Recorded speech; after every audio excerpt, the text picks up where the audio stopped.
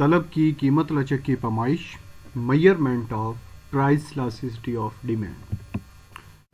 तलब की लचक की पैमाइश के 3 तरीके हैं। There are 3 method to measure elasticity of demand. First, कुल खर्च का तरीका, टोटल एक्सपेंडिचर अप्रोच। सेकंड, फीसद का तरीका, परसेंटेज मेथड। थर्ड, ग्राफी तरीका व बजरिया फार्मूला, ग्राफिक मेथड और बाय फार्मूला। कुल खर्च का तरीका, total expenditure method. First method को हम डिस्कस करते हैं। डॉक्टर मार्शल के मुताबिक शय की तलब की लचक का अंदाज़ा सारिफ के कुल अखराजात में होने वाली तब्दीली की बिना पर लगाया जा सकता है।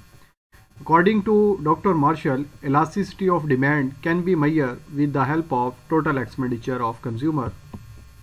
कुल अखराजात का फार्मूला है मिकदार तलब ज़रब शय की कीमत, total expenditure equal to price multiply by quantity. Let price अगर 10 है, हमने 5 यूनिट परचेज किए हैं, 10 मल्टीप्लाई बाय 5 50, ये कंज्यूमर के टोटल एक्सपेंडिचर हो जाएंगे।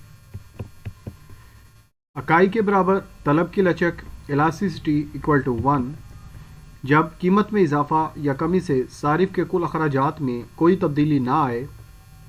ऐसी सूरत में तलब की लचक इकाई के बराबर होगी। प्राइस ऑफ कमोडिटी इंक्रीज और decrease but expenditure on commodity remain same, its elasticity equal to 1। Statement को हम टेबल के ज़रिए समझते हैं। फर्स्ट कॉलम में प्राइस है, सेकंड में डिमांड, थर्ड में कुल अखराजात। प्राइस 40 है, डिमांड क्वांटिटी की 20 है। टोटल एक्सपेंडिचर 800 हो गए, 20 मल्टीप्लाई बाय 40। प्राइस की डिक्रीज होने की वजह से डिमांड इंक्रीज हो गई। दोनों प्राइसेस और क्वांटिटी में इक्वल रेशो से चेंज आया। टोटल एक्सपेंडिचर हमारे अब भी 800 ही हैं। प्राइस के इंक्रीज होने की वजह से या डिक्रीज होने की वजह से टोटल एक्सपेंडिचर के ऊपर कोई फ़र्क नहीं आया। तो इसका मतलब ये है कि इलास्टिसिटी इक्वल टू 1 है। डायग्राम सेम वही बनेगी जो कि हम प्रीवियस लेक्चर में बना चुके हैं। इस डायग्राम में हम देख सकते हैं कि जो प्राइस में और डिमांड में जो चेंज आ रहा है वो यकसा निस्बत से आ रहा है।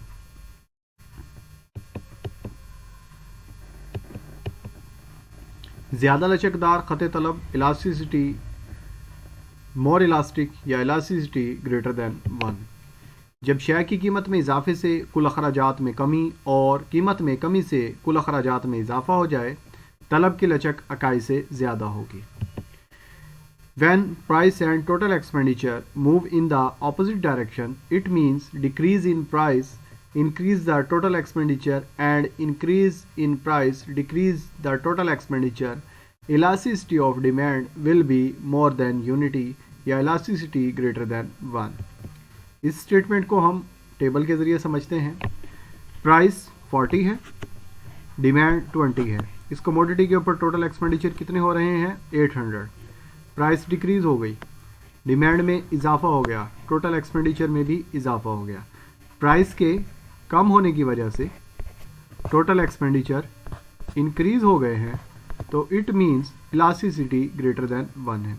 इधर हम देख सकते हैं कि प्राइस के अंदर जो चेंज आया है वो कम निस्बत से है, पर डिमांड में जो चेंज आया है वो ज़्यादा निस्बत से है। तो इसे ज़्यादा लचकदार खत तलब इलास्टिसिटी ग्रेटर दैन 1 कहेंगे।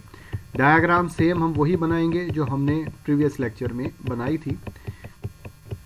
इधर हम देख सकते हैं डायग्राम में कि प्राइस के अंदर जो चेंज है वो कम निस्बत से है और डिमांड में ज़्यादा निस्बत से चेंज है। तो ये क्या होगी? इलास्टिसिटी ग्रेटर दैन 1 होगी। एक्सप्लेनेशन भी सेम वैसे ही लिखेंगे जैसा कि हमने प्रीवियस लेक्चर में इसकी एक्सप्लेनेशन की थी। कम लचकदार खत तलब elasticity less than 1 less elastic जब शय की कीमत में इजाफे से कुल अखराजात में इजाफा और कीमत में कमी से कुल अखराजात में कमी हो जाए, तलब की लचक इकाई से कम होगी। When price and total expenditure move in the same direction, it means decrease in price decrease the total expenditure and increase in price increase the total expenditure. Elasticity of demand will be less than unity. Statement को table के ज़रिए समझते हैं। Price 40, demand 20, total expenditure 800।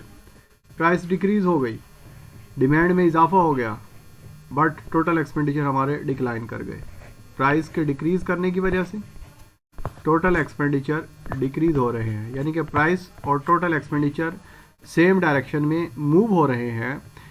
तो इसका मतलब ये हुआ कि इलास्टिसिटी हमारी लेस देन 1 है।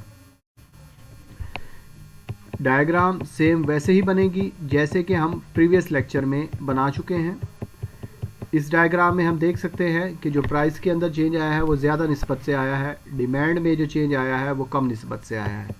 तो ऐसी सिचुएशन में जो डिमांड कर्व होगा वो लेस देन, उसकी इलास्टिसिटी लेस देन 1 होगी। तमाम एक्सपेंडिचर अप्रोच में जो हमने इलास्टिसिटीज़ पढ़ी हैं, equal to 1, less than 1, greater than 1, उनको अब हम समराइज़ कर रहे हैं एक टेबल में। फर्स्ट कॉलम में प्राइस गिवन है, प्राइस 10 से 2 तक ली गई है। डिमांड प्राइस ज़्यादा है तो डिमांड 1 है। प्राइस जैसे डिक्लाइन हो रही है डिमांड में इजाफा होता चला जा रहा है। टोटल एक्सपेंडिचर सेम वही मेथड है, price multiply by quantity, 10 multiply by 1 10, 9 multiply by 2 18, 8 multiply by 3 24, 7 multiply by 4 78। Price और क्वांटिटी को मल्टीप्लाई करने से हमारे पास टोटल एक्सपेंडिचर आ गया। इधर हमने बात, हम इधर जो समझने की बात है वो ये है कि देखें ये प्राइस डिक्लाइन हो रही है, प्राइस के डिक्लाइन होने की वजह से टोटल एक्सपेंडिचर में इजाफा हो रहा है। प्राइस 10 है, टोटल एक्सपेंडिचर 10 है। प्राइस कम हुई, टोटल एक्सपेंडिचर 18 हो गए। प्राइस और कम हुई, टोटल एक्सपेंडिचर और बढ़ गए। प्राइस के बढ़ने के साथ साथ टोटल एक्सपेंडिचर हमारे बढ़ रहे हैं, यानी कि प्राइस कम हो रही है और टोटल एक्सपेंडिचर बढ़ रहे हैं। तो इसे हम क्या कहेंगे, इलास्टिसिटी ग्रेटर देन 1 कहेंगे। कीमत और कुल अखराजात में मनफी ताल्लुक है, तलब की लचक क्या होगी, इकाई से ज़्यादा होगी। Elasticity greater than 1, price and total expenditure move in the opposite direction, it mean elasticity greater than 1। अब ये जो नंबर्स ब्लैक में लिखे हुए हैं, प्राइस, क्वांटिटी, टोटल एक्सपेंडिचर हमारे क्या है, कांस्टेंट है। प्राइस कम हो ज़्यादा हो ब्लैक नंबर्स में, तो जो इलास्टिसिटी है वो इक्वल टू 1 होगी। कीमत में तब्दीली से कुल अखराजात पर कोई फ़र्क नहीं पड़ रहा तो तलब की लचक क्या है, इकाई के बराबर है। When change in price does not effect the total expenditure. जो रेड कलर में प्राइस और डिमांड को लिखा गया है, इधर हमारी प्राइस कम हो रही है, साथ टोटल एक्सपेंडिचर भी आप देख सकते हैं कि ये कम हो रहे हैं। तो इसे हम क्या कहेंगे, जब शेयर की कीमत और कुल अखराजात में मुस्बत ताल्लुक पाया जाए, इट मीन्स प्राइस कम होने से टोटल एक्सपेंडिचर कम, प्राइस ज़्यादा होने से टोटल एक्सपेंडिचर ज़्यादा हों, उसे हम मुस्बत ताल्लुक कहेंगे। तो तलब की लचक क्या होगी, इकाई से कम होगी। Price and total expenditure move in the same direction, then elasticity will be less than 1। तो स्टूडेंट्स, आज हमने तलब की लचक की पैमाइश का पहला मेथड, तलब की लचक बज़रिया कुल अखराजात हमने पढ़ा, total expenditure method, total expenditure approach पढ़ा। कल इंशाल्लाह हम फ़ीसद का तरीका और ग्राफी तरीके के ज़रिए तलब की लचक को डिस्कस करेंगे। तब तक के लिए अल्लाह हाफ़िज़।